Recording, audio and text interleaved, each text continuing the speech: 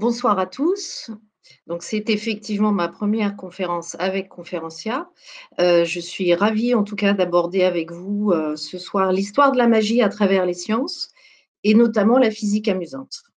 Donc je vous ai concocté un PowerPoint. On va, aborder à la fois des textes, des images, des tableaux. Vous verrez, c'est très diversifié. On va surtout remonter le temps.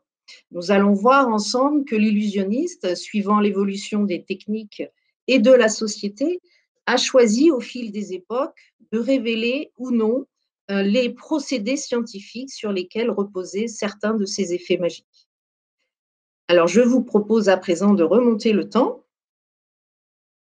Nous allons observer tout de suite ce tableau. Sans doute beaucoup d'entre vous connaissent. Il s'agit de l'escamoteur de Jérôme Bosch, un peintre très connu hollandais, à l'univers très fantasmagorique, très fantastique. Alors, nous sommes à la Renaissance, une période charnière, une période aussi de paradoxes, de contradictions.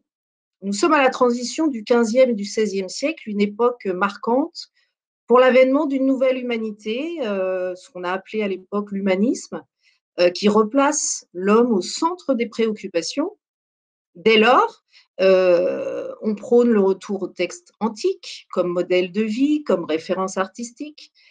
Et ce besoin de connaître et d'expliquer, il va gagner aussi l'illusionnisme, la magie. Par contre, à l'époque, et là vous allez pouvoir l'observer, alors je vais utiliser le petit pointeur pour vous montrer certains petits éléments qui se trouvent sur ce tableau.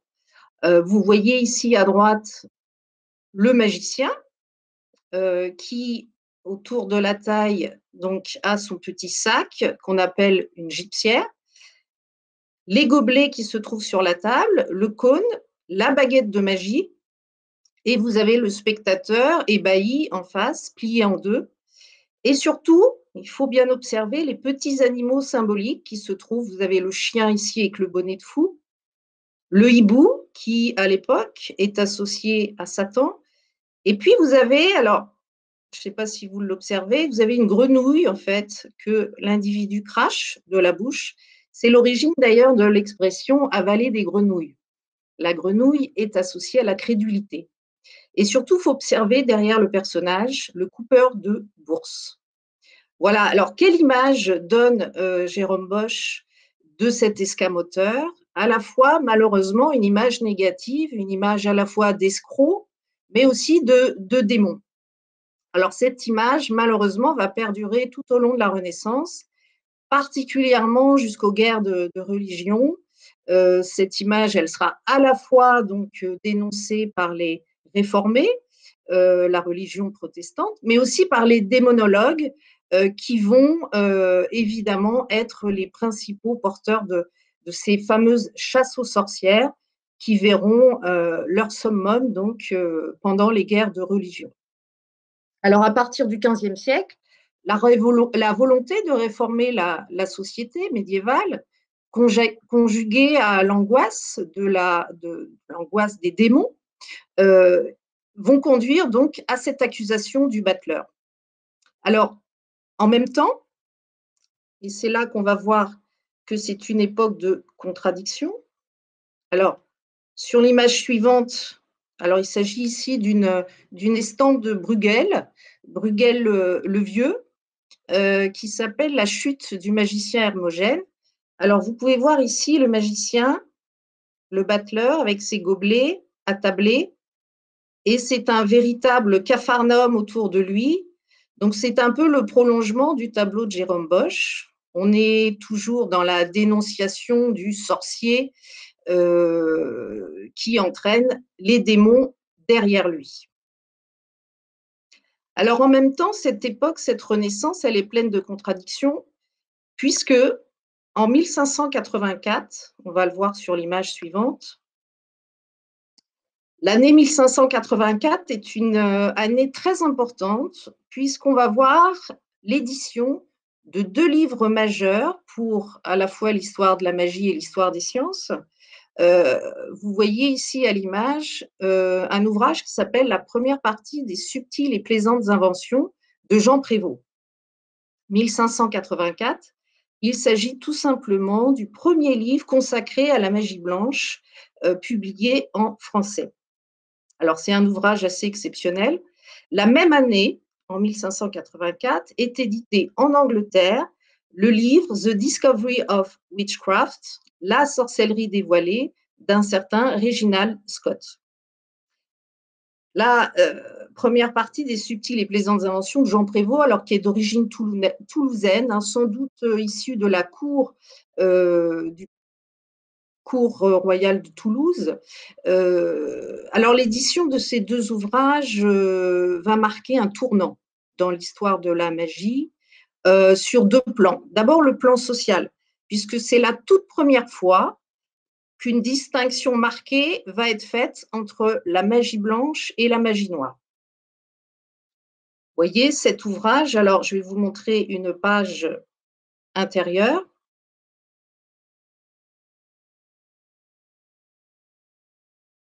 On va le voir sur la diapositive suivante. C'est une page intérieure de cet ouvrage qui montre tout simplement, c'est le descriptif d'un tour de magie qui consiste à faire disparaître, on le voit ici, un petit boisseau de blé sous une grande clochette. Voilà. Ce livre est donc entièrement consacré à la magie blanche. Alors, ce qui est tout à fait paradoxal, c'est qu'en pleine période de chasse aux sorcières, nous sommes à la fin du XVIe siècle, eh bien, on voit éditer les deux premiers ouvrages majeurs consacrés à la magie blanche. Alors, sur l'aspect technique, ces ouvrages vont être aussi très importants, puisqu'ils vont décrire pour la première fois les appareils, les manipulations, mais aussi les mises en scène psychologiques que les magiciens vont utiliser dans leur tour. Alors, à la même époque, nous sommes toujours à la Renaissance. Alors, un personnage que vous connaissez, que vous reconnaissez. Alors, on a souvent l'habitude de le voir avec la barbe blanche. Vous reconnaissez tous Léonard de Vinci. Un portrait à gauche où on le voit plus jeune. Alors, c'est vrai que Léonard de Vinci, qui fait partie, bien sûr, de ces ingénieurs, de ces savants, de ces génies de la Renaissance, alors il était très, très familier de ce corpus, de cet ensemble d'écrits magiques de l'époque, ce qu'on a appelé la littérature des secrets. Il faut dire que dès le XIIIe siècle, on voit se diffuser en Europe des manuscrits, des brochures qui sont remplis de recettes merveilleuses. Alors, Léonard de Vinci avait un ami aussi qui était mathématicien et qui s'appelait Luca Pacioli, quelqu'un d'extrêmement doué, et ils vont partager cette passion ensemble. Alors, ce qui est très intéressant dans l'œuvre de Léonard de Vinci, bien sûr, on connaît ces quelques tableaux. Ce qu'il faut aussi mentionner, ce sont surtout ces carnets. Alors, on voit ici une double page d'un carnet de Léonard de Vinci. Alors, il a réalisé, il a rempli une douzaine de carnets qui se trouvent éparpillés un petit peu entre l'Angleterre, la France, l'Italie et les États-Unis. Ils sont surtout le témoin de l'universalité du génie de Léonard de Vinci, et leur contenu est plus scientifique, technique, que véritablement artistique. Alors, ce qui est très intéressant, vous voyez, ils sont à la fois composés de dessins, dont vous avez ici des dessins, mais vous avez l'explication qui se trouve d'ailleurs un petit peu dans tous les sens, hein, en haut, à droite, etc. Alors, vous remarquerez peut-être, il y a une particularité dans l'écriture Léonard de Vinci, c'est qu'il écrivait de droite à gauche, de la main gauche, et il utilisait l'italien. Il parlait une sorte, donc un italien mêlé de dialecte lombard. Alors, la particularité de ces écrits, de ces carnets, c'est qu'il faut les lire avec un miroir. Donc, vous avez déjà un élément technique qui rentre en jeu. Alors, ce qui est passionnant, c'est que on voit ces carnets évoluer au fil du temps, au fil aussi de ses émotions qu'il ressent parfois. Il y en a qui sont consacrés entièrement à l'optique, à l'étude de l'œil. Ici, vous avez, par exemple, une machine volante. On voit un personnage à l'intérieur. Il semble pédaler et il y a un ensemble de courroies, de poulies, et qui mettent en action, vous voyez, de grands bâtons de bois. Voilà, alors ces carnets sont absolument passionnants. Il s'agit ici d'un fac-similé donc des carnets de Léonard de Vinci. Alors, je vais vous parler de Luca Pacioli, le mathématicien, un éminent savant de l'époque de la Renaissance. Alors, ce qui est très intéressant, c'est que Luca Pacioli va publier un traité qui s'appelle De Viribus Quantitatis, dans lesquels on va retrouver ces expériences très à la mode à l'époque, ce qu'on appelle des experimenta. Ce sont déjà des expériences de physique. Alors, vous voyez ici une expérience d'équilibre. Équilibre, on reconnaît un couteau, on reconnaît une sorte d'enclume et ici on voit voilà l'équilibre obtenu grâce au centre de gravité des objets. Euh, donc ces farces, ces jeux, ces phénomènes optiques, ces expériences de physique, en fait, formaient un ensemble qui composait tout l'intérêt donc du répertoire magique de cette époque. Alors, un autre grand savant de la Renaissance, très controversé aussi à son époque, c'est Jérôme Cardan. Alors, vous allez me dire pourquoi une image de mécanique sur la droite? Eh bien oui, c'est Jérôme Cardan qui a laissé son nom au joint de Cardan, donc le joint de Cardan qu'on utilise couramment aujourd'hui, puisqu'il était à la fois un inventeur, un scientifique, un grand mathématicien. Il a étudié les équations du troisième, du quatrième degré. Dans son traité de subtilitate en 1550, il est le premier à regretter que l'illusionnisme, finalement, est dédaigné. Il devrait, selon lui, être beaucoup mieux apprécié, découvert et surtout étudié. Alors, d'autres savants de la Renaissance vont s'intéresser également à la magie, mais d'une manière tout à fait savante. Ils considèrent en fait que c'est aussi la magie une méthode pour mieux connaître le monde réel. Mais pour eux, le monde réel, c'est en fait le monde caché. Et bien sûr, l'astrologie en fait partie intégrante. Alors, Jérôme Cardan, on a d'autres noms aussi en tête, Paracels, bien sûr, et l'importance de ses écrits sur la médecine. Marcille Ficin, qui pourrait être le créateur du tarot de Marseille, et puis Pic de la Mirandole, un éminent aussi savant qui a vécu à Florence. Alors, on va s'intéresser maintenant un petit peu de plus près à ces faiseurs de merveilles de la Renaissance. Qui étaient-ils? Et quel tour effectuait-il?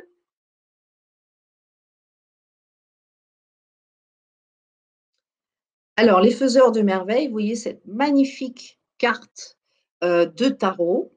Si vous avez tous déjà eu entre les mains un jeu de tarot, vous aurez sans doute remarqué que la lame 1 du tarot, de ces 22 arcanes majeurs, est le battleur.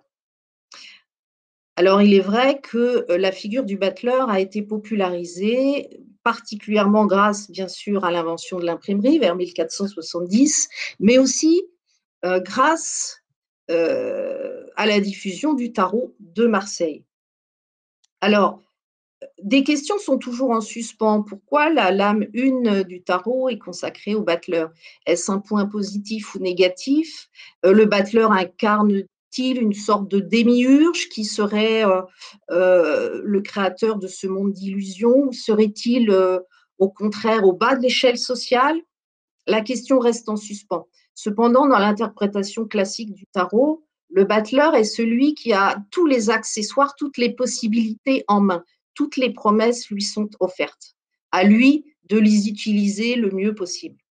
Alors, l'origine du terme battleur est aujourd'hui encore incertaine. Elle dériverait peut-être du mot bateau.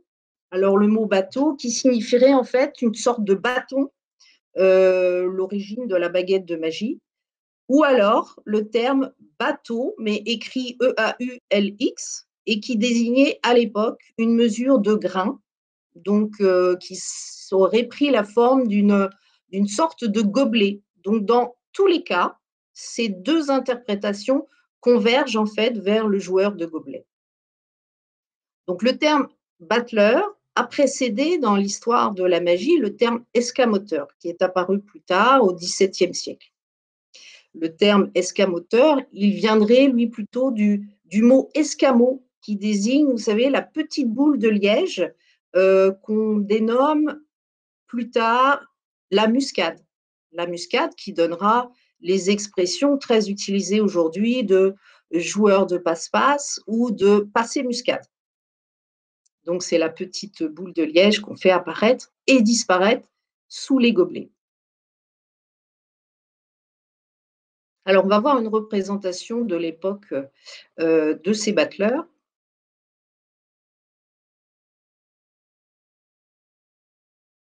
Alors, si, voilà.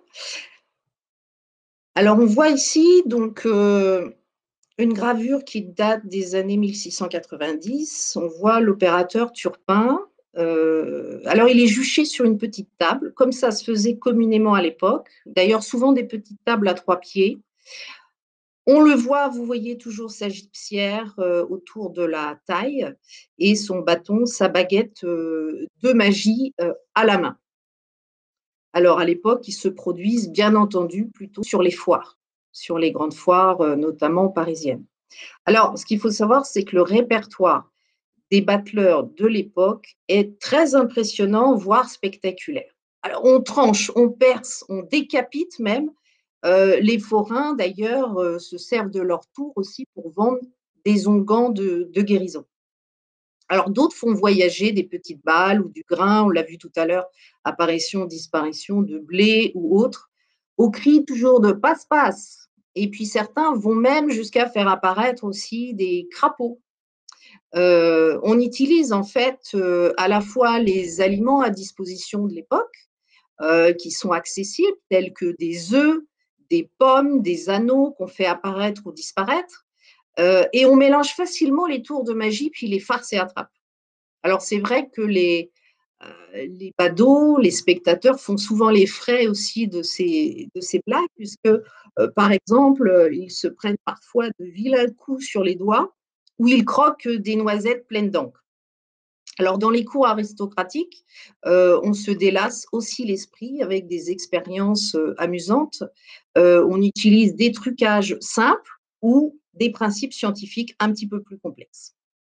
Alors, on manipule déjà à l'époque, c'est très important ça de le noter, c'est qu'on manipule déjà des cartes, des pièces, on manipule également des boules. En quelque sorte, tout le répertoire de base de la magie de proximité, ce qu'on appelle aujourd'hui le close-up, ce répertoire, il est déjà en place.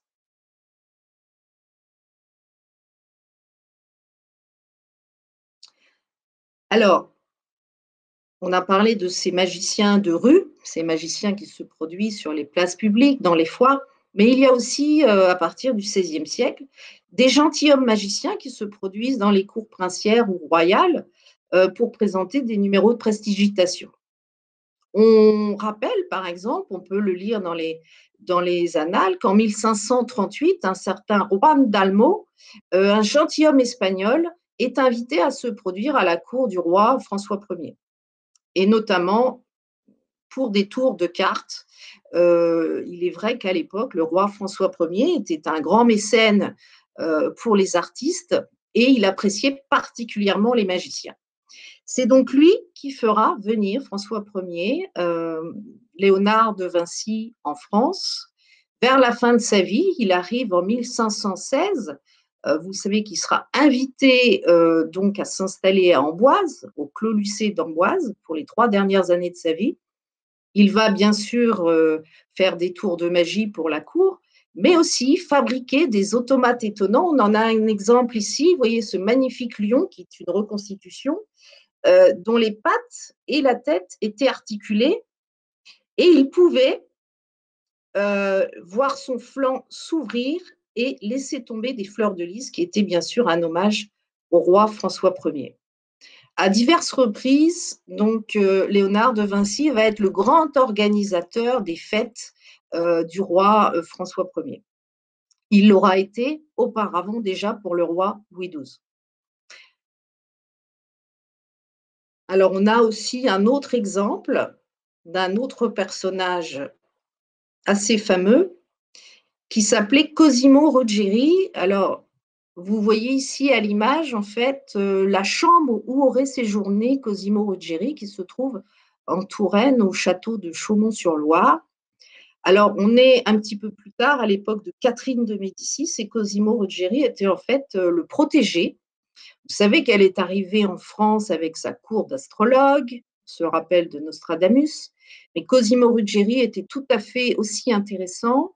Il aurait mis en scène un spectacle grandiose qui s'appelait L'Arimène, truffé de machinerie. Et à l'époque, Cosimo Ruggieri va être inquiété par l'Inquisition. Il sera envoyé au fin fond de la Bretagne, à la tête d'un couvent pour le protéger le temps que les choses se calment un petit peu. Alors c'est vrai que les légendes allaient bon train aussi à l'époque. On raconte, et Brantôme, vous savez, qui était le grand chroniqueur de l'époque, Brantôme raconte même qu'un célèbre magicien qui s'appelait Maître Gonin aurait fait apparaître, à la demande de François Ier, des femmes dévêtues comme par magie. Qu'on peut conclure avec la Renaissance que la magie de l'époque était résolument moderne et surtout très vivante. Alors, on va avancer un petit peu dans le temps. Nous sommes maintenant au XVIIe siècle, on va aller jusqu'au début du XVIIIe siècle. Alors, vous voyez l'immense foire de Saint-Germain avec énormément de gens, de baraques qui sont réparties. Ce sont souvent des installations, bien sûr, de bois, de toile. Donc, l'image date de 1618. Alors, cette époque est la naissance de ce qu'on appelle les récréations mathématiques. Alors, qu'est-ce que c'est les récréations mathématiques? Alors, il va y avoir principalement deux ouvrages majeurs qui vont révolutionner un petit peu la magie à l'époque et qui vont la rapprocher justement des sciences. Alors, le premier ouvrage est un ouvrage de Jacques Ozanam. Alors, je vais vous montrer tout de suite une illustration, voilà, de cet ouvrage. Alors, Jacques Ozanam, qui, en 1694, donc, va publier la première édition des récréations mathématiques, mais ce qui nous intéresse surtout, c'est la dernière édition que vous voyez sous les yeux, là, celle de 1723, et qui va, pour la première fois, décrire le tour des gobelets, qui va être le tour le plus interprété à l'époque, et qui est véritablement le tour le plus universel, joué sur tous les continents, avec des accessoires parfois différents, mais c'est évidemment le tour des gobelets et le tour de base de tout magicien qui se respecte. Alors cet ouvrage va avoir une influence très importante pendant une cinquantaine d'années sur tous les magiciens de foire. Alors il y a un deuxième ouvrage qui va avoir une importance encore plus marquante. Alors, le titre n'est pas très original, il s'appelle Les nouvelles récréations physiques et mathématiques d'un certain Edme Gilles Guyot, donc qui sort en 1769, publié en 1769. Alors, ce livre va créer vraiment une déflagration dans le milieu de la magie à l'époque et dans le milieu des sciences. Alors, à divers titres, pourquoi? Parce que déjà, c'est la première fois qu'il y a autant de nouveaux tours de magie qui sont publiés dans un ouvrage. Imaginez dans la deuxième édition 387 expériences décrites, pour la plupart totalement inédites. En plus, nous sommes en 1769, les techniques ont évolué, on commence à utiliser de plus en plus les aimants. Les aimants sont de plus en plus utilisés dans la magie.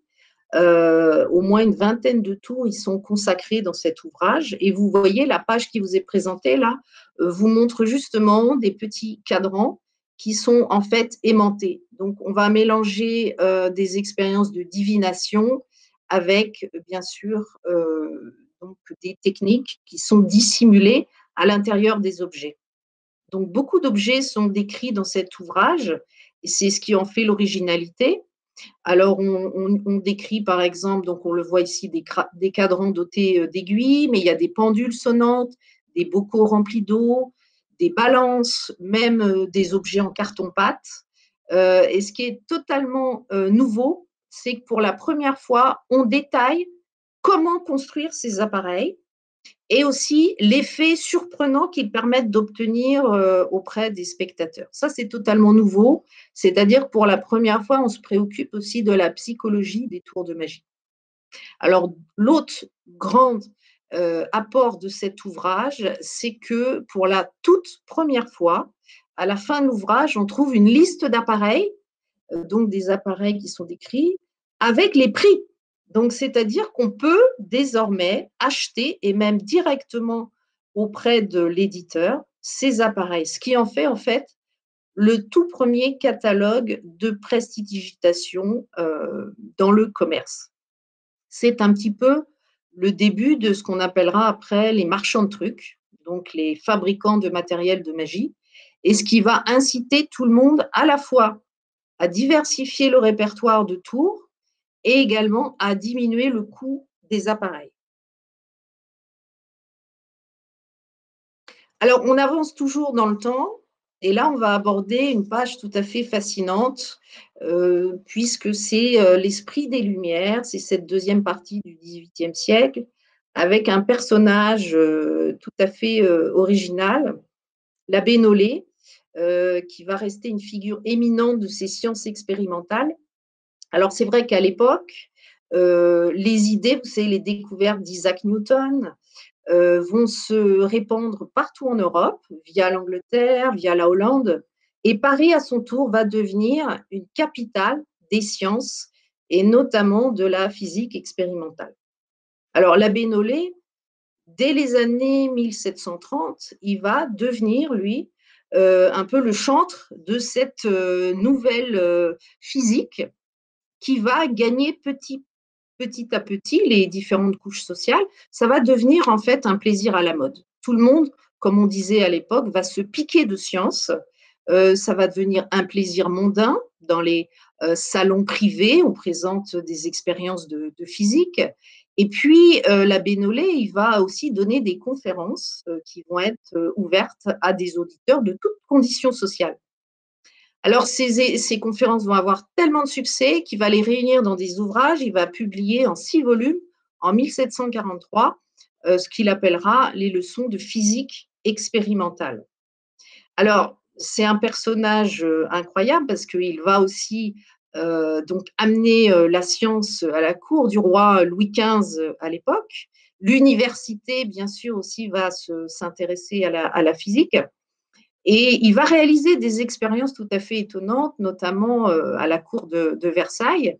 Il va demander à réunir 180 gardes françaises de la cour qui vont se tenir les uns aux autres par des tiges de fer. Alors, imaginez qu'il va y avoir évidemment une conduction électrique et le spectacle de ces militaires qui vont sursauter brutalement va amuser toute la cour de Versailles. Ça va évidemment défrayer la chronique. Il va même réitérer l'expérience de manière un peu plus provocante avec une congrégation de moines chartreux dont la robe va voler au vent. Alors, à l'époque, on invente dès 1745 la bouteille de LED. La bouteille de LED, LEYDE, alors c'est le premier condensateur d'énergie électrique. Alors, c'est une découverte très, très importante. Et d'ailleurs, l'abbé Nollet va s'empresser de présenter cette invention en France. Alors, ce qu'il faut savoir, ce qui est très important, c'est que l'électricité, dès les débuts de ses premières expériences, est associée à la fois à la magie, à une forme de sorcellerie, et on invente des noms, on donne des noms à ces premières expériences, comme par exemple le tableau magique, qui consiste à illuminer un portrait, un tableau. On va parler également de l'araignée électrisée, qui consiste à suspendre un morceau de liège avec des fils de lin qui sont électrisés. On a l'impression de voir l'araignée bouger. Vous avez aussi l'arrosoir magique qui consiste à créer une pluie étincelante électrisée. Donc, toutes ces expériences sont à la fois des divertissements et puis aussi des curiosités scientifiques. Alors, c'est vrai qu'à l'époque, l'abbé Nollet, il préconise dans ses ouvrages, on va le voir, juste après, il donne des descriptions précises, pour la fabrication des appareils de science. Alors vous voyez ici à gauche, un extrait donc, de l'ouvrage de l'abbé Nollet, qui décrit une pompe pneumatique à vide. Alors, vous avez exactement le même objet à droite, qui date également du XVIIIe siècle, et on voit que l'appareil fonctionne avec un étrier. Donc, ça consiste en fait à vider la cloche de l'air qui se trouve à l'intérieur et d'y créer le vide complet pour pouvoir réaliser après des expériences. Alors, ces découvertes à l'époque sont fondamentales pour l'évolution des sciences après. On comprendra que petit à petit, ces expériences vont amener à la découverte de nouveaux principes. Vous avez par exemple aussi les premières pompes à air comprimé. On découvre aussi des nouvelles sciences telles que la chimie. Alors, vous voyez cet appareil à droite, la pompe pneumatique, vous pouvez observer la beauté de l'objet, la délicatesse. Alors, ils sont décorés, ils sont vernis avec ce qu'on appelle du vernis Martin. Et toutes ces descriptions, ces décorations sont encouragées par l'abbé Nollet, qui précise dans son ouvrage qu'avec de beaux objets, eh bien, on peut peut-être apprendre plus facilement. Donc, il faut autant soigner l'esthétique des objets que leur création technique. Alors, bien entendu, nous sommes à l'époque des Lumières. Il y a un ouvrage fondamental qui va pour la première fois et dans un ordre alphabétique présenter toute l'avancée des découvertes des sciences de l'époque. C'est l'encyclopédie, bien sûr, Diderot et d'Alembert, qui sera rédigée entre 1751 et 1772. Alors, avec énormément, évidemment, de difficultés et sans l'acharnement de Diderot, cette encyclopédie n'aurait jamais vu le jour en raison parfois de la censure, des problèmes d'édition, etc. Donc, c'est un ouvrage fondamental qui va faire aussi émerger de nouvelles sciences. Et surtout, qui va anticiper le rêve encyclopédique du XIXe siècle. Alors, on avance avec une très très belle image,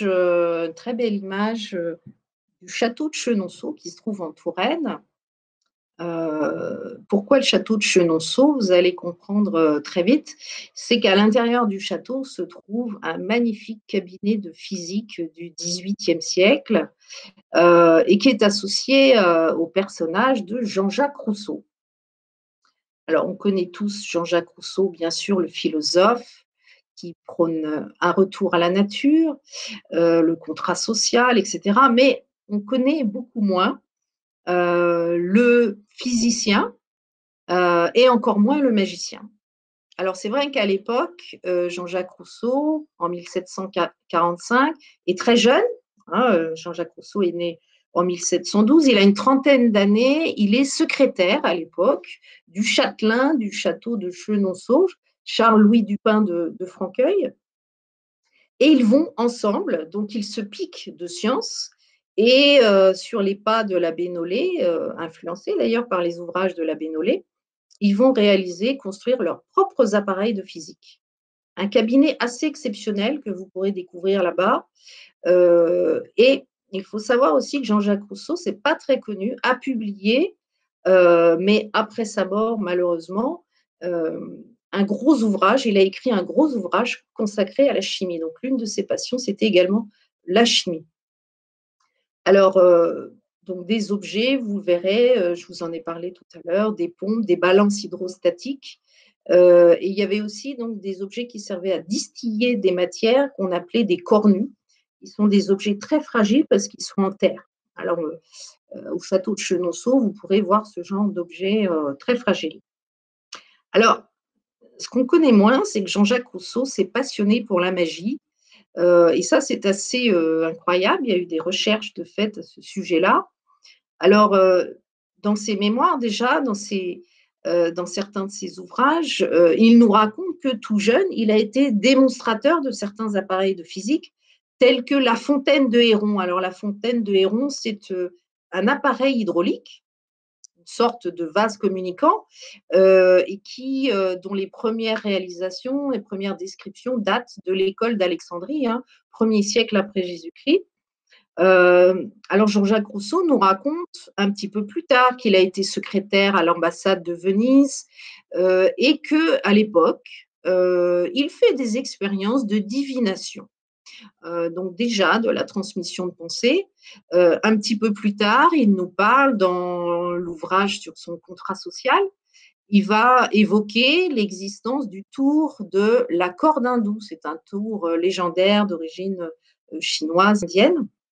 Donc, vous voyez qu'il s'intéressait déjà de près à la magie, mais c'est surtout dans un ouvrage qui va avoir beaucoup d'influence, ouvrage portant sur l'éducation de la jeunesse, Émile ou de l'éducation, publié en 1762.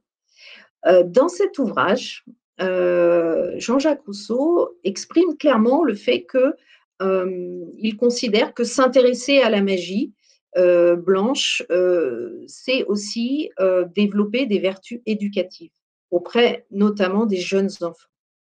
Émile va d'ailleurs, au fil de cet ouvrage, vivre un certain nombre d'expériences et c'est là qu'on va comprendre que Jean-Jacques Rousseau a déjà une connaissance assez approfondie des expériences de magie de son époque.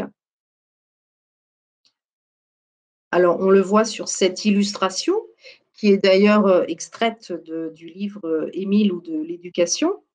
On voit ici le jeune Émile au centre, alors on le tient par la main. Et ici, alors vous voyez peut-être, donc il y a un petit bassin, un petit canard qui flotte sur l'eau d'un bassin. Et en fait, c'est ni plus ni moins que la description d'un tour très célèbre à l'époque qui s'appelle le cygne ingénieux, et qui en fait fonctionne avec un aimant qui est dissimulé sous la table. Alors l'expérience décrite par Jean-Jacques Rousseau dit que le petit Émile, donc, il se trouve dupé finalement par l'habileté du battleur, puisqu'il n'a pas compris qu'il y avait un enfant dissimulé sous la table. Donc c'est une leçon en fait donnée par finalement l'art magique. Alors on va avancer un petit peu dans le temps et on va avoir quelques personnages un peu hors du commun. Des personnages comme on n'en trouve qu'au tournant de la fin de ce XVIIIe siècle, début du XIXe siècle, ce qu'on a appelé les battleurs de la science. Alors, ce qui est très important à cette période-là, c'est que véritablement les répertoires des physiciens et des magiciens vont se confondre jusqu'à parfois être très difficiles à distinguer. Pourquoi? Parce qu'il y a des similitudes à la fois dans le matériel utilisé, les instruments, également les costumes des artistes ou des présentateurs, et puis le marché commercial qui est un petit peu le même. Alors, ces similitudes vont être en plus renforcées quand il y aura des fois des itinérances forcées, puisque à l'époque, je le rappelle, et jusqu'à la fin du XVIIIe siècle, la plupart se produisent encore sur les grandes foires, dans les baraques, ou des fois, pour des présentateurs d'instruments, ils louent des magasins. Alors, ce personnage, Nicolas-Philippe Ledru, dit Commu, il va se présenter justement aussi bien à la cour du roi Louis XV que dans des baraques de foire. Alors, il va devenir célèbre parce qu'en 1773, il va initier le jeune duc de Chartres à la prestidigitation, qui est à la mode donc dans la noblesse. Alors, il va ensuite ouvrir un cabinet de physique, boulevard du Temple à Paris, dans lequel il va présenter à la fois des tours de magie, des fantasmagories, des expériences de physique, et même des démonstrations d'automates. Donc, vous voyez que tout est lié, ça forme un ensemble qui est difficilement décelable. Cet amalgame, d'ailleurs, va diviser la communauté scientifique. Alors, en fait, il joue ni plus ni moins que la parodie de l'abbé Nollet. finalement, sa trajectoire finale sera finalement celle d'un chercheur, puisqu'en 1783, avec son fils, il va ouvrir le premier hospice médico-électrique. Alors, je vous laisse deviner le genre d'expérience qu'on pouvait réaliser sur les malades. Alors, un deuxième personnage tout à fait intéressant aussi, alors qu'on va découvrir plutôt à travers une affiche.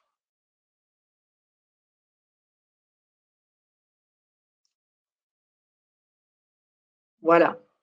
Alors, il s'agit d'une affiche de spectacle, de l'affiche de François Bienvenu, qui s'appelle La Grande Fantasmagorie. Alors, qui est Monsieur Bienvenu? Alors, c'est un autre battleur de la science, parmi les plus connus de l'époque. Alors, il est resté dans les annales parce qu'il serait l'inventeur de l'hélicoptère aussi en 1784. Alors, il s'installe à Paris à l'époque comme présentateur d'instruments de physique, ingénieur même d'instruments de physique. Il loue ses appareils, il les vend aussi à une très riche clientèle d'amateurs. Hein, donc la science est véritablement à la mode, elle se pratique un petit peu partout à l'époque. Alors il a un atelier magasin très important. Malheureusement, la Révolution française va bousculer un petit peu ses plans en 1789. Il va se retrouver contraint d'aller sur la route, donc de devenir présentateur de physique itinérant. Et son tour d'Europe va l'amener un petit peu partout, jusqu'en Italie. Il va avoir toujours beaucoup de succès. Et il va s'adapter en fait à la clientèle et puis au pays où il se trouve. Il va même présenter des fois des spectacles de pyrotechnie. Alors, son rôle important sera reconnu dans la vulgarisation des sciences modernes et même dans l'avènement de la nouvelle chimie sur les traces de Lavoisier. Alors, on va maintenant parler de ce dernier personnage qui a été le troisième grand battleur de la science de cette fin du XVIIIe, début du XIXe siècle, qui n'est autre que Auguste Comte.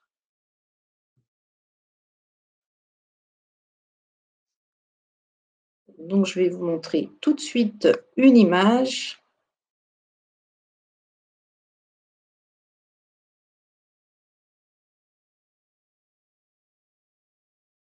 Voilà. Alors, Louis Comte, pardon, physicien du roi. Alors, on le voit à droite et on voit le roi Louis XVIII en portrait, en médaillon sur la gauche. Alors, Louis Comte, physicien du roi, c'est un titre qui va lui être décerné justement officiellement par le roi Louis XVIII. Alors, il aura une telle célébrité à l'époque, tel succès, qu'il va pouvoir ouvrir son propre théâtre à Paris, qu'il appellera plus tard le théâtre des jeunes élèves. Il va aussi parrainer beaucoup de jeunes qui deviendront célèbres sur les différentes scènes parisiennes. Il présente dans son théâtre toujours un amalgame à la fois de magie, de prestige, d'illusion, de fantasmagorie, et également de la ventriloquie. Il sera tellement célèbre que le célèbre, d'ailleurs, l'illustre magicien Robert Houdin parlera de lui dans ses mémoires comme l'un des magiciens qui l'aura le plus impressionné. Alors, à noter pour son apport scientifique qu'il va s'associer en 1829 à une femme auteure qui s'appelle Julia de Fontenelle pour l'écriture d'un manuel, le manuel complet des sorciers, qui va avoir beaucoup d'influence dans la vulgarisation des sciences physiques de l'époque. Alors, il va conforter au final son image de savant et il va contribuer surtout à la popularisation des sciences à l'époque. Alors, on arrive maintenant au magicien le plus célèbre, véritable star de l'époque, peut-être l'équivalent d'un David Copperfield d'aujourd'hui, une star de la fin de ce XVIIIe siècle, qui est à la fois un personnage aventureux, à la fois rocambolesque, le fameux Pinetti, alors de son prénom Giuseppe Pinetti, d'origine italienne, qu'on surnommait d'ailleurs le chevalier Joseph Pinetti. Alors, il a beaucoup travaillé aussi en France. Il a été surtout le magicien qui a le plus voyagé en Europe des années 1780 à 1805 à peu près. Ce qui est incroyable, c'est qu'il a joué devant des foules considérables. Alors, il faut imaginer qu'à l'époque, les premiers théâtres, les premiers grands théâtres en Europe se construisent à la fin du XVIIIe siècle. Il joue parfois devant 1000 ou 2000 personnes. Il va jouer devant toutes les têtes couronnées.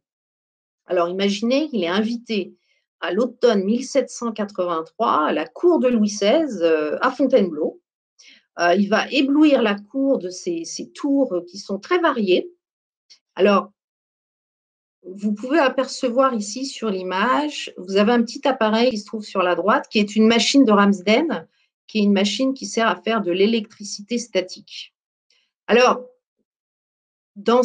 toujours dans cette thématique de la confusion entre les sciences et la magie, à l'époque, le statut de magicien, le statut autonome de magicien, n'existe pas encore vraiment. Donc, les magiciens se sentent obligés de se présenter toujours comme professeur de physique, professeur de sciences. C'est ce que va faire à son tour le fameux Pinetti. Et cet accessoire, cette machine de Ramsden, n'est finalement qu'un prétexte. Il va surtout utiliser les autres accessoires qu'on voit ici, un automate, un autre automate ici. Et puis là, son tour sans doute le plus fameux, c'est son tour de la carte au pistolet, qui consistait en fait à faire choisir une carte au hasard à une personne du public, à la déchirer, même à la brûler. Et ensuite, le restant du jeu de cartes était jeté en l'air par le magicien, par Pinetti. Il tirait un coup de feu et comme par magie, la carte qui avait été choisie par le spectateur se retrouvait clouée au mur. Alors, un tour qui était très spectaculaire, un tour détonnant, c'est le cas de le dire pour l'époque. Alors, pour mieux vous rendre compte, vous allez voir, une reconstitution du décor a été faite il y a quelques années. On voit ici, on voit très bien le décor de fond qui évoque bien sûr la cour du roi Louis XVI, puisque vous avez le bleu royal et puis les fleurs de lys. Voilà. Alors pourquoi autant de miroirs au mur? Donc n'oubliez pas que nous sommes à la fin du XVIIIe siècle, l'électricité n'existe pas encore, en tout cas pas sous forme de lampes et de lustres. On s'éclaire à la bougie.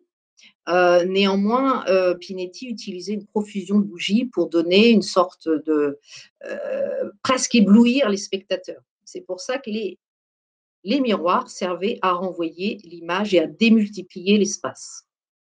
Alors, c'était quelqu'un d'absolument exubérant à l'italienne, avec un phrasé incroyable, beaucoup d'élégance. Il va avoir énormément de succès. Alors, la preuve qu'il se présente comme professeur, vous voyez, sur ce billet de loge, donc il offrait des billets pour les premières loges, on voit ici inscrit professeur de physique et de mathématiques. Donc, il se donnait des titres ronflants, puisqu'il se présentait même comme le professeur de physique et de mathématiques, le protégé de la maison royale de France, hein, rien que ça. Et pourtant, ça c'est très clair, puisqu'on connaît très très bien son répertoire maintenant, tout son répertoire s'apparente beaucoup plus à celui d'un magicien qu'à celui d'un physicien. D'ailleurs, il va essayer d'approcher l'Académie des sciences, qui va toujours refuser de l'intégrer, à son grand dépit. Néanmoins, il aura une immense célébrité. Alors, il va réaliser des tours très célèbres, on l'a vu tout à l'heure, le pistolet à la carte, également ses petits automates. Il va même, avant Robert Houdin, déjà faire grandir un petit oranger en feuilles qui se charge de fleurs et de fruits. C'est un véritable, finalement, aventurier des Lumières. Alors, un petit élément pour comprendre aussi sa notoriété, c'est quelqu'un qui va toujours savoir très habilement user de la presse. En fait, partout où il passe, dans toutes les villes d'Europe, il est précédé par sa réputation flatteuse. Voyez aussi sa signature, Joseph Pinetti, professeur de mathématiques à Rome, et cette signe, voilà, ce signe très étonnant et les deux petits points qui sont le signe d'appartenance à la franc-maçonnerie. Alors, Joseph Pinetti était franc-maçon. ce qui va lui permettre, ce qui va lui ouvrir surtout beaucoup de portes pour se produire un petit peu partout en Europe. Alors, quand on dit parfois que la réalité dépasse la fiction, il s'est passé une chose assez incroyable à l'époque de Joseph Pinetti. Il y avait à l'époque un personnage qui s'appelait Henri Decran, qui était, on va dire, quelqu'un d'extrêmement curieux, d'extrêmement observateur. Il va se rendre à diverses reprises, il va aller observer les spectacles de Pinetti. euh, et il va finir par percer un certain nombre de ces tours, d'explications de ces tours. Et c'est absolument incroyable ce qui se passe à l'époque, puisque l'année suivante du passage de Pinetti à Paris, hein, devant la cour du roi, donc en 1784, un livre va sortir, ça va être un véritable coup de tonnerre à Paris. Le livre s'intitule La magie blanche dévoilée. Et il va ni plus ni moins que ce qu'on appelle débiner dans le jargon magique, il va dévoiler l'explication de tous les tours de magie, tous les grands tours de magie de Pinetti. Alors, on aurait pu penser que ça aurait complètement ruiné sa carrière, mais ça va en même temps lui faire de la publicité. En tout cas, après la sortie de cet ouvrage, Pinetti s'enfuit de Paris, il se réfugie à Londres, ils vont jouer un petit peu au jeu du chat et de la souris. Pinetti va écrire un livre qui s'appellera Amusement physique, dans lequel il ne révèle pas grand-chose, mais il dira surtout que Henri Decran a donné des explications totalement fausses, que ces tours de magie ne fonctionnent pas comme il le dit. Alors Henri Decran, ça va juste l'inciter à continuer à enfoncer le clou, puisque imaginez bien qu'il va écrire en tout et pour tout 5 ouvrages qui vont être édités entre 1784 et 1789, où il va continuer à expliquer des tours de magie et même à en inventer d'autres. Alors, son principal intérêt, puisque ce fameux monsieur Decran, on ne le verra jamais sur scène, mais il va jouer malgré lui un rôle très important dans l'histoire de la magie blanche, puisque grâce à lui, on connaît avec beaucoup de détails le contenu du répertoire des magiciens de l'époque. Comme quoi, en tout cas, ces deux personnages vont pendant plusieurs années continuer à se courir après. Alors, ce qui ne va pas empêcher Pinetti d'avoir encore énormément de succès pendant une vingtaine d'années, donc jusqu'au début du 19e siècle. Alors, l'une des conséquences de cette aventure, c'est que petit à petit, les magiciens vont s'écarter, s'éloigner du parrainage de la science et vont comprendre qu'il faut véritablement qu'ils s'affirment en tant que magiciens avec un répertoire de magiciens. Ce qui va considérablement les y aider, c'est évidemment la construction de tous ces nouveaux théâtres euh, en Europe et puis surtout l'équipement de théâtre avec euh, de nouvelles machineries et l'évolution, bien sûr, des techniques. On va le voir dans cette nouvelle partie consacrée donc plus exactement au 19e siècle. Alors le 19e siècle qu'on va appeler le siècle du machinisme et du spectaculaire.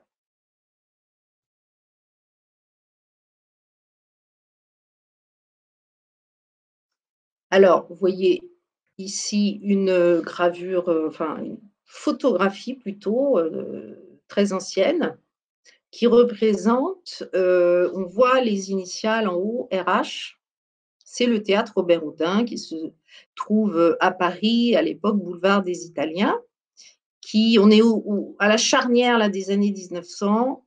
Le théâtre a été racheté par Georges Méliès et son dernier directeur. C'est une très très bonne illustration de ces théâtres totalement nouveaux, modernes, qui vont permettre enfin aux magiciens d'exprimer toute leur singularité. Alors Robert Houdin ouvre ce théâtre en 1845, à l'époque au Palais Royal. Il va entièrement l'équiper avec des trappes aménagées, des coulisses, des tuyaux pneumatiques, des circuits électriques, des consoles qui sont aménagées, qui peuvent faire passer des objets de manière invisible, des accessoires munis de pédales, et cetera. C'est absolument, incroyable, et ça permet aussi l'apparition et la disparition de nouveaux décors. Alors petit à petit, ces théâtres vont s'équiper avec, l'éclairage au gaz, puis électrique, et puis aussi le développement des techniques du son qui vont permettre aux magiciens d'apporter en fait un impact maximal, au public. Alors il y a un autre magicien, à l'époque, qu'on verra tout à l'heure. Là, on voit une autre illustration, une autre gravure. On voit Robert Houdin à gauche ici, avec son jeune fils. Alors, c'est le journal L'Illustration. Ils sont en train de présenter le fameux tour de l'Oranger fantastique, qui est un des tours les plus fameux de Robert Houdin. Et cette fameuse table, c'est lui qui va inventer ce qu'on appelait à l'époque la table du milieu. C'est une table entièrement truquée, et qui permet, même à l'intérieur, elle est actionnée de mécanismes à la fois. Donc, il y a de la mécanique, mais il y a aussi déjà des systèmes de coulisses où il y a des fils qui passent dans les pattes de la table et qui sont reliés aux coulisses. C'est une véritable usine à gaz déjà. Alors, ce sont des innovations totalement révolutionnaires pour l'époque. Alors, on va voir aussi que les magiciens, ça c'est très important de le garder à l'esprit, les magiciens vont toujours être quasiment les premiers à incorporer les découvertes scientifiques dans leur répertoire. Alors, il y a donc après le développement de l'électricité, surtout tout au long du 19e siècle, il va y avoir une découverte très très importante, c'est l'électroaimant. On a vu tout à l'heure que l'aimant s'était développé, était utilisé dès le XVIIIe siècle en magie. Mais pour la première fois, il va être utilisé sur une scène de théâtre grâce toujours au magicien Robert Houdin. Ce petit coffre qu'on voit ici, qu'on appelle le coffre léger-lourd ou lourd-léger, en fait, il était actionné grâce à un électroaimant qui était dissimulé sous la scène.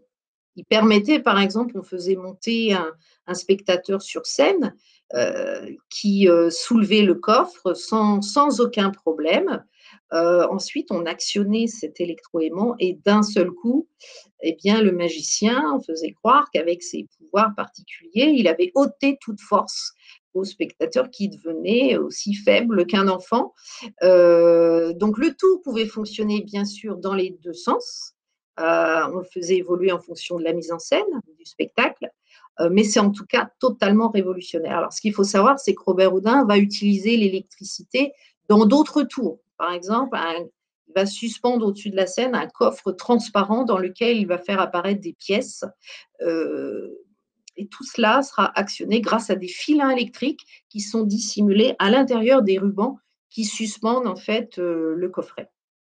Il présentera même un petit voltigeur qui est une sorte d'automate trapéziste qui fonctionnera aussi en partie à l'électricité. Donc, vous voyez, ça va révolutionner véritablement les tours de l'époque. On va mélanger en fait tous ces principes, sauf que ce qui est très nouveau, c'est que, et c'est notamment aussi le fait de Robert Houdin, il ne dévoilera jamais les procédés scientifiques qu'il utilise. Donc, c'est le cas également d'un autre magicien très célèbre à l'époque, qui est considéré, alors, on va peut-être voir juste avant de parler de lui, on voit une dernière gravure qui est de l'un des tours les plus célèbres de Robert Houdin, qui est la suspension éthérienne. Alors, voilà un autre exemple d'utilisation très habile d'une découverte scientifique par un magicien. Alors, pourquoi suspension éthérienne? Ça fait référence bien sûr à l'éther. L'éther, vous savez, qui est un produit qui a été découvert, une substance qui a été découverte vers 1846, utilisée pour la première fois sur un homme qui était atteint d'un abcès d'ailleurs dentaire, découvert aux États-Unis. L'invention va voyager très rapidement. Et imaginez que quelques mois seulement après cette invention, donc en 1847, Robert Houdin, Imagine un tour où c'est son fils, voilà, qui est suspendu sur une canne en équilibre très précaire, vous voyez, sur une canne, elle-même en équilibre sur un tabouret, lui-même en équilibre donc sur un banc dont il manque un pied. Alors, on se demande comment c'est possible. Il fait croire en fait au public que son fils est en lévitation parce qu'il a respiré des vapeurs d'éther et au début du tour, il lui fait respirer des vapeurs d'éther et il dit qu'il devient aussi léger qu'un ballon. Donc, ce qui est très astucieux, c'est que les assistants de Robert Houdin, dans les coulisses, ils vont répandre quelques vapeurs d'éther qui vont se répandre dans la salle. Donc, les gens vont vraiment respirer ces vapeurs. Alors, pas trop pour ne pas endormir tout le public, mais donc c'est un exemple incroyable et très intelligent de détournement de la science au profit de la magie, puisqu'en fait, le trucage n'est autre qu'un trucage mécanique. C'est vraiment une période fascinante pour ça. Et donc, je vous parlais tout à l'heure de ce deuxième très célèbre magicien qui va se produire à la même époque, même légèrement après de Robert Houdin, qui est Joseph Boiatier de Colta, qu'on voit ici sur la droite, présenter l'un de ses tours les plus fameux qu'on appelle le dé grossissant. Alors, vous voyez un dé qui est posé sur une table ici. Alors, c'est un tour qui a véritablement bluffé tout le monde à l'époque. Imaginez devant vos yeux ce dé qui va grossir petit à petit. Il grossissait à vue devant les gens. À la fin, ce dé s'ouvrait et il en sortait une jeune femme. Alors qu'on voyait depuis le début que, évidemment, le dé était posé sur une table, on voit le vide à travers la table. Donc, ce qui est incroyable, c'est que Boiatier de Colta était un véritable inventeur. Il est considéré peut-être comme l'inventeur des grandes illusions. Il va utiliser tous les nouveaux matériaux qui sont inventés à l'époque, et notamment les nouvelles formes d'acier. Vous savez que là, à l'époque, c'était très difficile d'utiliser des métaux qui ne cassent pas. C'est donc à cette époque qu'on va commencer à concevoir des premiers, ce qu'on a appelé les ressorts compressibles et extensibles. C'est ce genre de technique qui va être utilisé dans le dégrossissant, avec évidemment un impact assez étonnant. Alors, il va laisser son nom aussi à un autre tour très célèbre que vous avez peut-être déjà vu, c'est le tour de la chaise à disposition, qu'on appelle aussi la chaise Boiatier de Colta, qui consiste à faire apparaître, à faire asseoir sur une chaise, souvent une jeune femme. On la recouvre d'un voile, on retire brutalement ce voile et la personne a disparu, elle ne se trouve ni dessous ni derrière. D'ailleurs, on prend soin souvent de montrer qu'il n'y a aucune trappe, etc., etc. Alors, on utilise encore une fois des matériaux tout nouveaux pour ces tours complètement surprenants. Alors, Boiatier de Colta, il va faire une très grande carrière.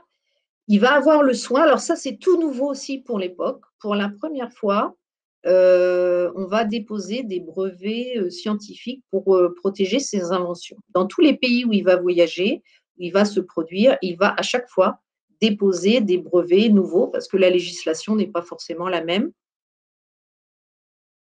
Donc ça, c'est une nouveauté pour l'époque.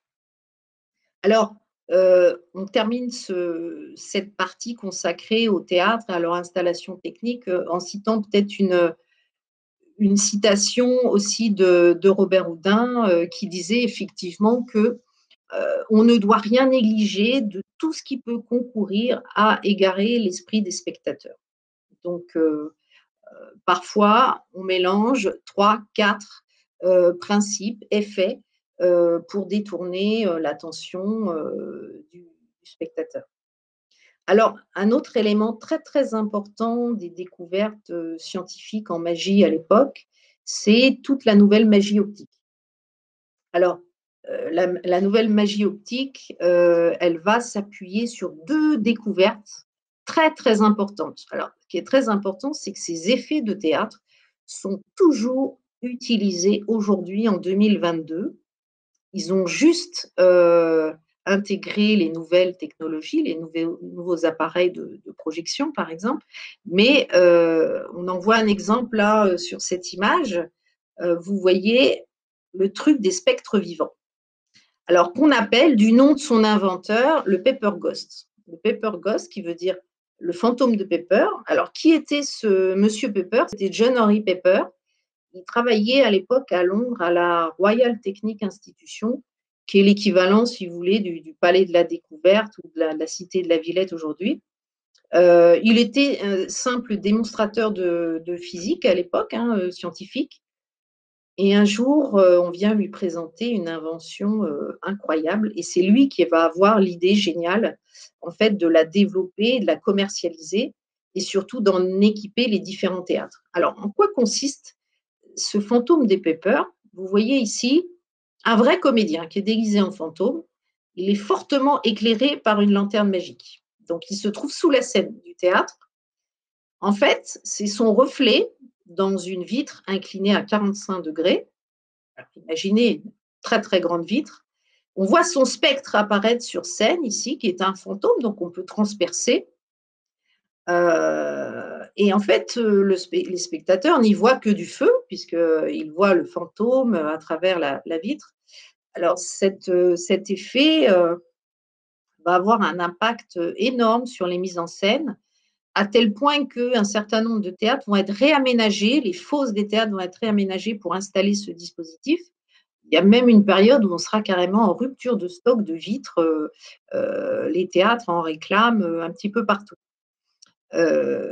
Alors, en France, il y a un magicien qui s'appelle Henri Robin qui va prétendre avoir la paternité de cette illusion et la présenter quelques mois après à Paris dans son théâtre Boulevard du Temple. Il appellera ça des spectacles également de fantasmagorie.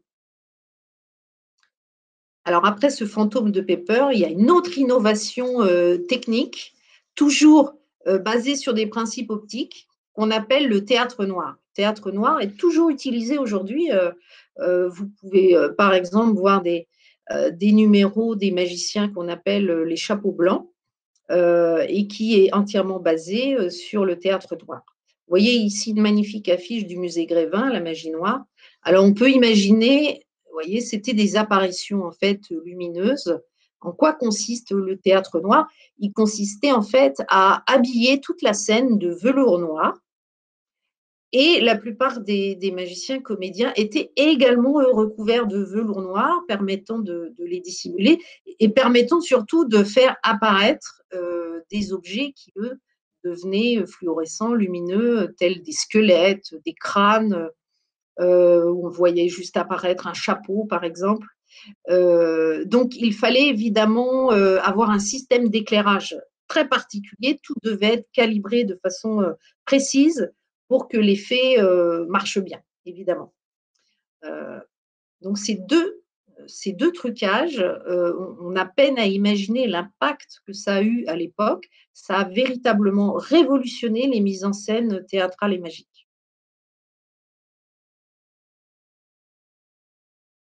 Alors, c'est vraiment le siècle des innovations, le 19e siècle. Alors, on arrive à la fin du 19e siècle et l'une des innovations les plus spectaculaires de l'époque, c'est le cinématographe, inventé par les frères Lumière, mais qui sont avant tout des inventeurs, bien sûr. Mais en fait, c'est un illusionniste, un magicien qui s'appelait Georges Méliès, qui va le premier sentir l'impact de cette invention et qui va inventer ni plus ni moins que le cinéma de fiction. Et c'est Georges Méliès qui va d'ailleurs qui va diffuser les premières vues filmées au théâtre Robert Houdin. Et c'est lui qui va inventer, vous savez, le fameux truc de la caméra arrêtée, place de l'Opéra à Paris, le truc par substitution et qui permet donc de changer brusquement l'action d'une scène. Donc les premiers films à trucs sont inventés par Georges Méliès. D'ailleurs, son tout premier film s'appellera Escamotage d'une dame chez Robert Houdin, en hommage à son maître, qui est Robert Houdin. Alors, vous voyez à l'image ici la toute première caméra utilisée par Georges Méliès, à la fois projecteur et caméra, qui pesait une tonne et pesait plusieurs kilos. Il raconte une fois qu'il la laisse tomber dans le sable au bord de la plage et c'est toute une affaire, mais qui va lui permettre de réaliser évidemment des merveilles, notamment le très célèbre voyage dans la Lune. Alors, on avance dans ce 19e siècle pour aborder, euh, donc tout se déroule, imaginez que tout se déroule hein, à la même période. Nous sommes toujours au 19e siècle. Et c'est également la grande mode bien sûr, de la vulgarisation scientifique. Ce qu'on appelle la vulgarisation scientifique, qui va se développer à la fois grâce aux journalistes scientifiques. On en voit un exemple ici à l'image avec Arthur Good, alias Tom Tit, qui va sans doute devenir l'un des plus grands vulgarisateurs scientifiques de cette deuxième moitié du 19e siècle. Il va avoir un succès éditorial colossal. Alors, à l'époque, je rappelle, c'est quand même la grande époque des expositions universelles à partir de 1855. L'exposition universelle de Paris de 1900 est sans doute la plus célèbre. On a aussi des nouveaux journaux, des nouvelles revues comme La Nature, fondée en 1869, qui est une revue qui va inaugurer sa première chronique consacrée à la magie et au trucage des théâtres. Et puis, les illusionnistes vont se produire dans les écoles, les pensionnats, également les grands magasins. Alors, qui est ce fameux Arthur Good? Alors, c'est au départ un ingénieur des arts et manufactures. Il écrit pour le journal Illustration des articles scientifiques qui vont avoir tant de succès, ces articles, qu'il va avoir l'idée de les rassembler dans un ouvrage, le premier de ces trois ouvrages, donc les 100 expériences de sciences amusantes, qui va sortir donc en 1890, qui va avoir un tel succès que deux autres ouvrages vont lui succéder, donc le deuxième en 1892 et le troisième en 1894. Alors, quel est l'intérêt de ces ouvrages? C'est que pour la première fois, on propose des expériences de sciences amusantes qu'on peut réaliser en famille et qui peuvent être réalisées par des enfants. Et notamment avec des accessoires de la vie de tous les jours, très simples, comme même des accessoires de cuisine, des couteaux, des bouteilles, des verres, etc. C'est véritablement l'objectif, c'est d'initier en fait le lecteur à l'étude de la physique, mais de manière amusante. Alors on trouve des expériences comme l'œuf valseur, le bouchon récalcitrant, etc., etc. Alors ces expériences de Tom Tit ont été rééditées récemment et je vous invite vraiment, vraiment, si vous avez des enfants, des petits-enfants, c'est très, très amusant à refaire. Alors, Tom Tit va avoir un succès considérable. Il va se produire dans de nombreuses fêtes, un petit peu partout, des fêtes de charité. Il se produit aussi en tant que magicien. Il va être édité des dizaines de fois. Imaginez, il va être traduit en espagnol, en italien, en russe, en suédois, etc., etc. Il va même être diffusé dans tout le milieu scolaire, dans les écoles. On collectionne les images Tom Tit, on distribue des agendas Tom Tit, des buvards Tom Tit, etc., etc. Alors, c'est le début à l'époque des grands magasins, bien sûr, les Galeries Lafayette, le Bon Marché, la marque de chocolat Poulain, qui est très célèbre à l'époque, va s'emparer du succès de ces petites expériences de sciences amusantes et elle va diffuser ce qu'on appelle des chromos en couleur avec les explications des tours. Donc, ça va vraiment avoir un succès international. Alors, il va également produire des boîtes de jeux. Alors, cette boîte de jeux, par exemple, permet de faire des bulles de savon de toute forme, de toute taille, et avec toutes les explications. Alors, vous voyez le matériel qui est très soigné. Euh, les boîtes de magie vont être aussi l'un des vecteurs très, très importants pour la diffusion de la magie amusante pendant tout ce 19e siècle, hein, puisqu'on vendra de véritables petits coffrets. Aujourd'hui, on trouve dans les commerces des boîtes de magie, mais qui sont vraiment le pâle reflet de ce qui a pu être proposé à l'époque aux enfants. Alors, on en arrive à l'époque d'aujourd'hui, à l'évolution et au rapport qu'entretiennent les magiciens contemporains avec les sciences. Et depuis 20 ans, depuis 30 ans, depuis les années 90 déjà, donc on trouve de plus en plus d'électronique dans les accessoires de magie. Alors certains magiciens se revendiquent être les héritiers de cette grande période dont on parlait tout à l'heure, de la physique expérimentale. Vous l'avez peut-être déjà vu à la télévision, c'est Luc Langevin, un magicien canadien très connu, et qui d'ailleurs avait écrit un ouvrage intéressant, hein, La science de l'illusion. Luc Langevin est diplômé de physique et d'optique. Euh, il considère que tous ces tours de magie reposent sur des techniques scientifiques précises. Il présentait un tour de magie qui était très impressionnant, basé sur le phénomène de téléportation, donc sur la physique quantique. Donc ça, c'est très intéressant parce qu'il se place vraiment comme un héritier de la science expérimentale. On peut citer aussi aux États-Unis, il existe un magicien qui s'appelle Jason Latimer, qui lui a carrément créé aux États-Unis des festivals de sciences impossibles. Un autre exemple intéressant en Angleterre, c'est l'université de Cambridge, qui œuvre pour développer les aptitudes et le bien-être des étudiants grâce à l'Académie de magie et de sciences, donc qui mêle l'apprentissage scientifique et magique. Alors, un autre exemple de magicien qui s'inscrit dans cet héritage, alors plutôt chimique, c'est Adrien Quilien, qui est l'un des rares magiciens qui utilise des produits spectaculaires, comme vous voyez ici une démonstration avec l'azote liquide. Il utilise aussi la propriété de certains liquides fluorescents ou des liquides avec des paillettes aimantées.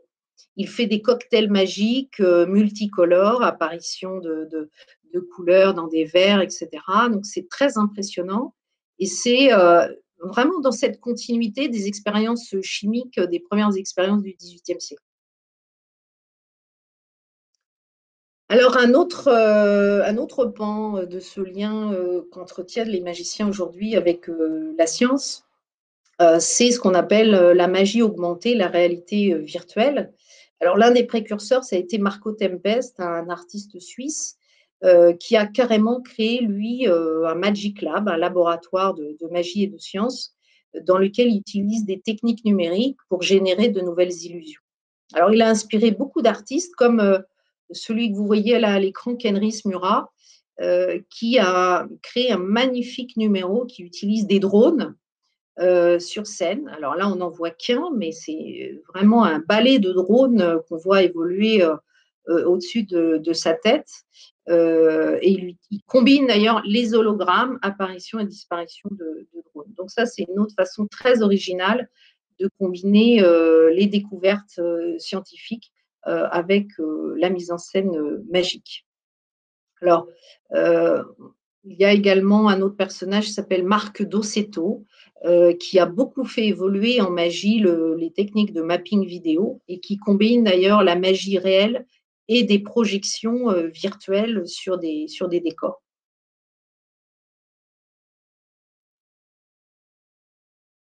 Alors, un autre courant de cette magie scientifique, c'est la magie interactive qui va de l'écran au digital. Vous avez peut-être déjà vu des tours de magie réalisés avec des iPhones ou des iPads, où on voit par exemple des cartes à jouer, on a l'impression qu'elles sortent de l'écran. Euh, donc, notamment des artistes comme Romain Lalire. On voit ici à l'écran Moula, qui travaille d'ailleurs, qui collabore avec de véritables ingénieurs qui cherchent dans des laboratoires des nouvelles techniques. Il travaille avec des écrans, donc des écrans géants. On a l'impression que tous ces objets, ici ces parapluies, sortent littéralement de l'image.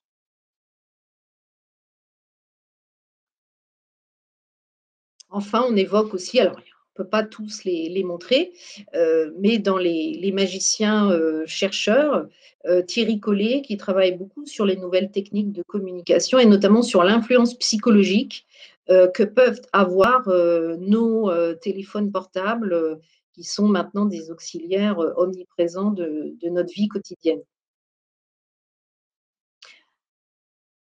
Alors, on peut citer aussi pour finir, donc on peut parler de une compagnie qui est très connue dans le milieu de la magie, c'est la compagnie 1420, qui propose de nouvelles formes de spectacles, qui travaille dans la continuité justement des dispositifs optiques qu'on a vus tout à l'heure, comme le Paper Ghost, et qui permet de faire apparaître, comme par magie, des objets qui vont survoler la tête des spectateurs. On a l'impression de voir des apparitions fantomatiques.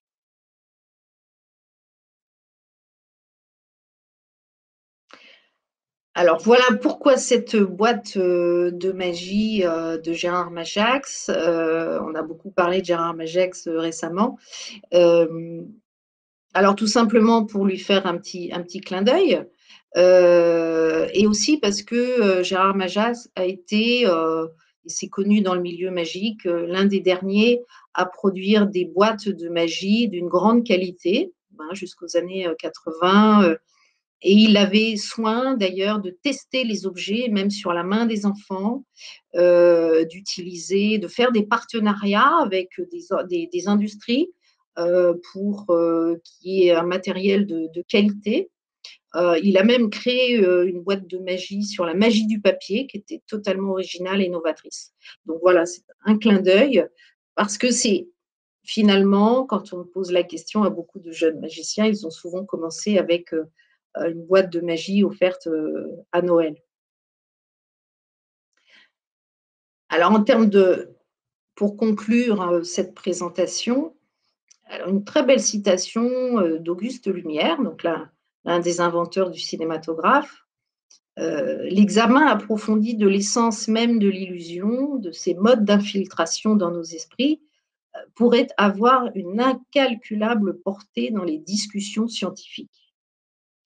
Donc, je vous laisserai méditer un petit peu sur cette citation, mais en termes, pour conclure, on peut dire, je l'évoquais tout à l'heure, que toutes les grandes découvertes scientifiques et techniques ont été associées à la magie, à la sorcellerie. On parlait des débuts de l'électricité, mais la photographie également. Quand la photographie a été inventée, beaucoup d'écrivains, beaucoup d'artistes, de scientifiques se sont exclamés en disant que c'était totalement magique. On parlait de troisième œil, etc. L'invention du cinématographe a été associée dès ses débuts à la magie. On peut citer la radioactivité découverte par Pierre et Marie Curie, qui était véritablement associée à la magie à ses débuts. Les illusionnistes, on l'a dit, ont toujours utilisé, depuis toujours les mois, ont intégré toujours les découvertes technologiques, scientifiques dans leurs spectacles et souvent même avant que le grand public ne les découvre. On parlait de l'utilisation des nouveaux matériaux par hasard. Il faut savoir que les créateurs, les grands créateurs magiciens à l'heure actuelle correspondent entre eux. Il y a des regroupements qui se font. Ils se tiennent au courant de l'invention des nouveaux matériaux et ça permet de faire avancer la recherche. Et à l'inverse, on peut dire que dans l'autre sens, les neuroscientifiques, par exemple, d'aujourd'hui, ben, ils s'appuient sur l'étude des techniques magiques pour mieux percer, par exemple, les illusions du cerveau. Vous savez que le cerveau n'a pas fini de livrer tous ses mystères et l'une des bases de la magie reste le détournement d'attention. Et c'est vrai qu'en étudiant les techniques de magicien, on apprend également beaucoup sur l'intelligence humaine et de notre cerveau. Voilà, ben, je vous remercie. J'espère que cette conférence vous a plu et je répondrai avec plaisir à vos questions si vous en avez.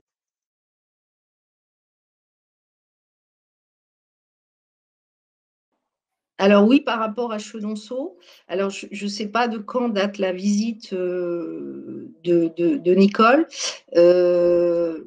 mais ces objets ont été réinstallés tout récemment, hein, donc parce qu'en fait, à cause de, ils ont été D'ailleurs, j'ai eu la chance de les tenir, de les observer de près, de les avoir entre les mains.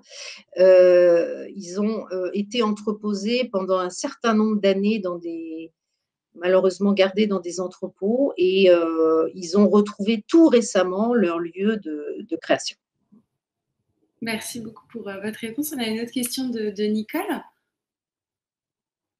Alors, pouvez-vous expliquer la lévitation? Alors, les techniques de lévitation, c'est quand on fait voler quelqu'un dans les airs. Alors, euh, les plus belles lévitations ont été inventées par le magicien David Copperfield. C'est lui qui a inventé, par exemple, le flying. Vous savez, on a l'impression de voir quelqu'un voler au-dessus de la scène. Mais les premières lévitations ont été inventées au 19e siècle. On a parlé de boîtier de Colta tout à l'heure. Les grands magiciens américains utilisaient déjà des filins en acier invisibles et puis, il existe en fait des centaines de techniques de lévitation différentes. On peut léviter d'ailleurs debout, couché, assis, de tas de manières différentes. Merci beaucoup pour votre réponse. Une autre question de Nicole.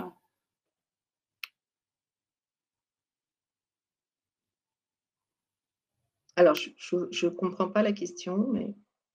Mais écoutez, Nicole, si vous êtes encore présente dans le chat, n'hésitez pas à nous indiquer un peu plus de précision sur votre question.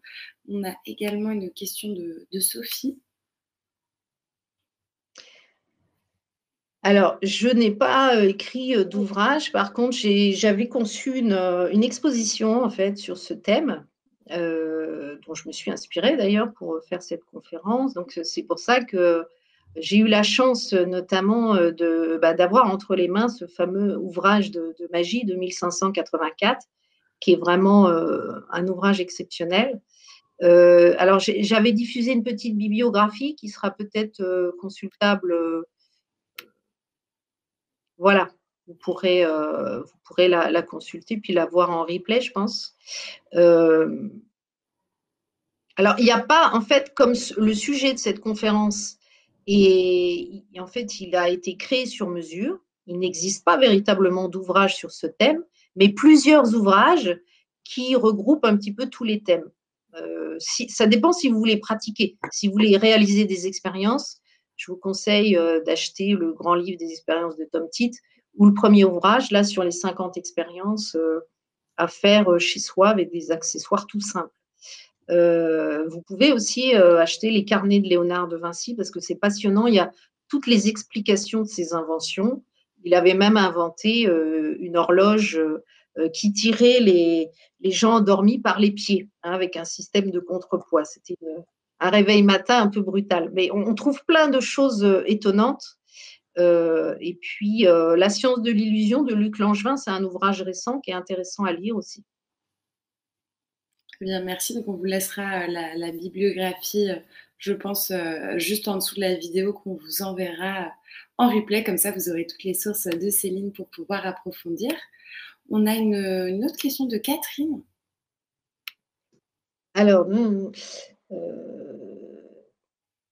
Alors, tous les magiciens ne pratiquent pas la lévitation, hein. Alors, la lévitation, c'est ce qu'on appelle une grande illusion. C'est-à-dire qu'il vous faut soit un aménagement de la scène, soit du matériel technique déjà assez sophistiqué.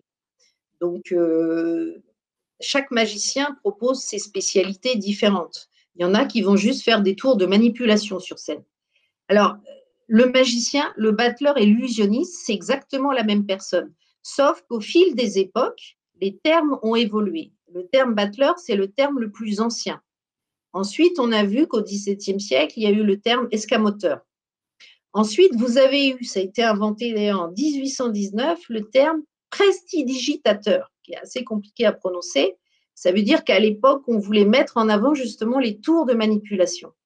Et en fait, le mot illusionniste, c'est le dernier qui a été inventé à la fin du 19e siècle. Et il a intégré justement tout ce qu'on a vu ensemble sur toute cette nouvelle magie optique.